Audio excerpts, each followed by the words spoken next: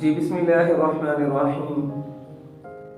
नाज़रीन, आपने दुनिया के अंदर बहुत से वाक़यात सुने होंगे, बहुत से अदालती केस भी देखे होंगे, सुने भी होंगे और बहुत से मकाफ़ाते अमल भी देखे होंगे आप लोगों ने। आज हम आपको एक मकाफ़ाते अमल की कहानी सुनाने के लिए जा रहे हैं, तो उससे आपने सबक भी हासिल करना है कि क्या सबक हमें मिलता है और उसमें जो ख़तरात लाहिक होते हैं उनसे बचने की कोशिश भी करनी है। काजी शुरैह रहमहुल्लाह एक काजी गुजरे हैं अरब के अंदर।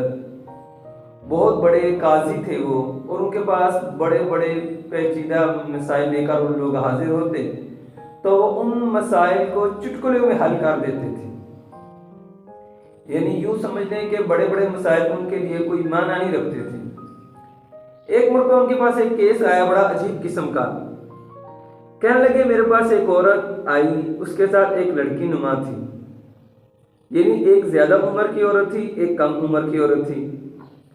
दोनों मेरे पास आई तो वो कहने लगी बड़ी वाली कि काजी साहब, इसने मेरे साथ ज़्यादती की है, मेरे साथ जुल्म किया।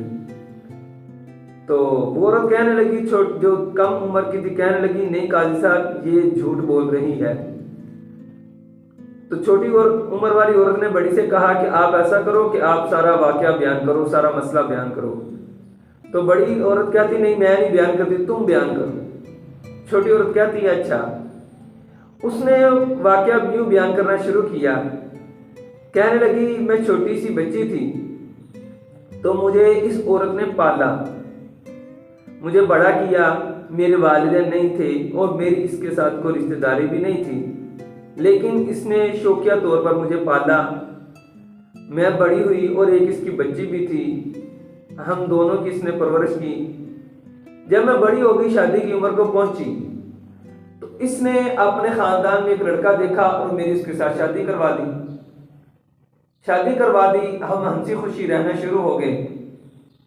मैं और मेरा मियाँ, हमारी बहुत आपस में अच्छी तरह जिंदगी गुजर रही थी। तो एक दिन ये अपनी बच्ची के रिश्ते के बारे में परेशान थी कि मैंने इसकी शादी करनी है, तो इसे और कोई रिश्ता ना मिला।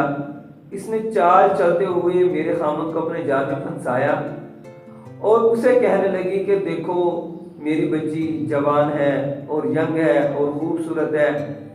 अलगरज उसको माइल किया इस बात की तरफ कि वो मेरा जो खामद था वो इसकी बेटी के साथ शादी कर।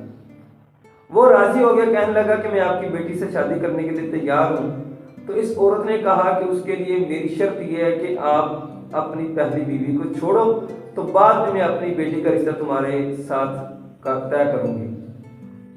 वो कहने लगा ठीक है। उसने यह क्या किया, उसने मुझे तलाक दे दी और इसकी बेटी के साथ शादी कर ली।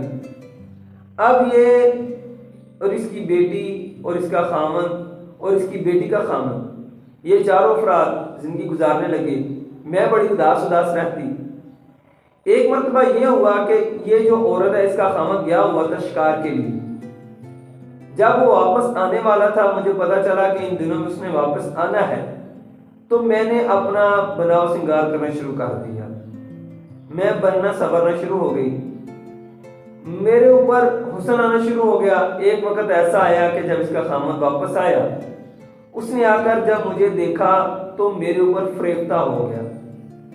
अरब के लोग शादियों को अपने लिए बहुत फख्र महसूस करते थे। उसने जब इस लड़की को देखा तो कहने लगी कि वो मेरे ऊपर फिदा हो गया। मुझे पता चल गया कि इसका दिल मेरे ऊपर आ रहा है, तो मैंने उससे पूछा कि मुझसे शादी करोगी? तो वो कहने लगा ठीक है, मैं शादी करूंगा। तो इसने कहा कि पहले अपनी साबका बीवी को तलाक दो, तो फिर मैं तुमसे शादी करूंगी। देखें औरत अपना इंतकाम लेने के लिए किस हद तक गुजर जाती है।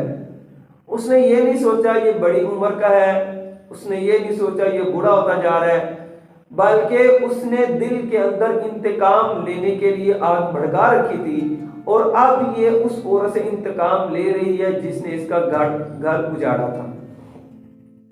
वो कहने लगा ठीक है, मैं इसको तलाक दे देता हूँ। उसने उस औरत को, अपने साबका बीवी को तलाक दी, और ये औरत कहती कि मुझसे उसने शादी कर दी। जब मुझसे शादी कर दी, उसको तलाक हो गई, اب وہ اپنی بیٹی کے ساتھ اس کے گھر میں جا کر رہنا شروع ہو گئی، تو میں اب اس کا جو سابقہ میاں تھا، اب میرا موجودہ میاں تھا، میں اس کے ساتھ اس کے گھر میں رہنا شروع ہو گئی۔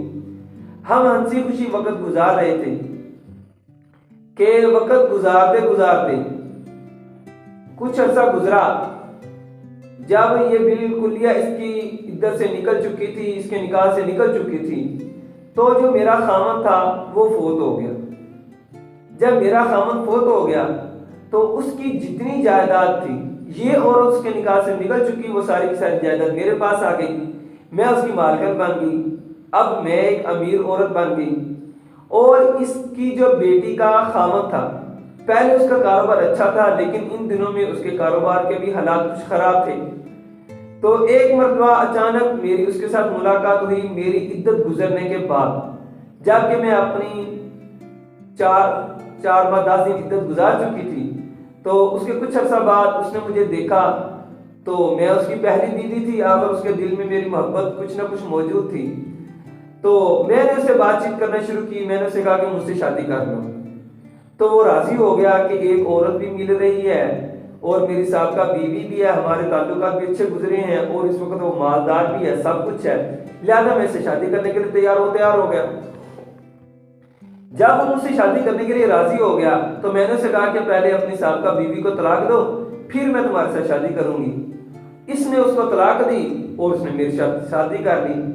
اب ہم دونوں میاں بیوی رہنا شروع ہو گئے، تو اس کی بیوی، اس کی بیٹی کو بھی طلاق ہو گئی اور اس کو بھی طلاق ہو گئی۔